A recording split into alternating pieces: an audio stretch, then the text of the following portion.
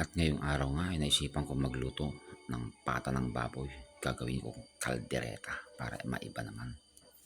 At ipinachop ko na rin kay Kuya Dong ang aking nabiling patas ng baboy. Dito na rin ako bumili sa Adel Store ng bell pepper at kaldereta mix. At habang ako nagdi-deliver ng tubig, nakita ko naman ang aking kumparing Sani na nagbebenta dito sa Bisera 5, kaya bumili na rin ako ng patatas at saka carrots para sa ating gagawing kaldereta, pata ng baboy. Ayan, sobrang sipag na kumpare kong to. Nakalimutan ko ang bumili sa talipapa kanina ng liver spread at gisantes. Kaya napadaan ako dito sa Kiko Convenience Store. Dito lang yan sa Centro San Antonio, City of Ilagan, Isabela. At syempre, nakahanda na yung ating gagawing pata ng baboy, gagawing kaldereta. Naka-ready na, nahugasan na yan. Andyan ang ating mga sibuyas, bawang, gisantes, paminta, liver spread, at iba pa. Meron na lang binili na pork cube dito. Syempre, kailangan natin ng mantika. At ayan na nga, unahin nating i-stir fry o ipiprito ang ating patatas at carrots at saka iset aside upang sa ganun ay hindi siya malusak. Malusak daw pag ating ihalo mamaya sa ating kaldereta. Ayan. At yung mantikang ginamit natin yung pagprito kanina, yan na rin ang ating gagamitin panggisa ng sibuyas at saka bawang.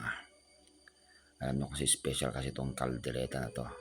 Dati-dati nung ako'y bata, kung kami ay pupunta sa kasalan ay alam nyo ba ang binibigyan nila?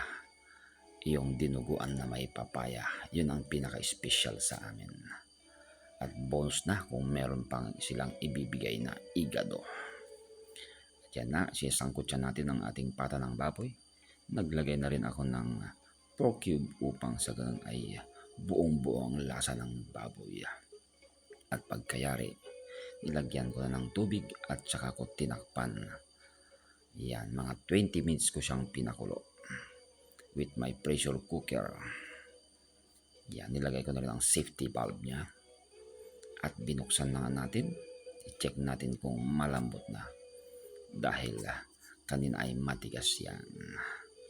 Ilagay na nga natin ang ating kaldereta mix. At tignan nyo kaya ang kaldereta mix na ilalagay natin, baka may anghang. Meron kasing kaldereta mix na maanghang at hindi maanghang. Ayan, nilagay ko na rin ang gisantes. At syempre yung pampalasang liver spread. Saka ko inilagay yung sinet aside ko kanina na pritong carrots at patatas. At yan na guys, tinaktak ko na ang paminta. Katamtama lang ng paminta nilagay upang sa hindi masyadong maanghang. Ayan na guys, luto ng ating pata ng baboy na kaldereta. Wow na wow, amoy pa lang ulam na.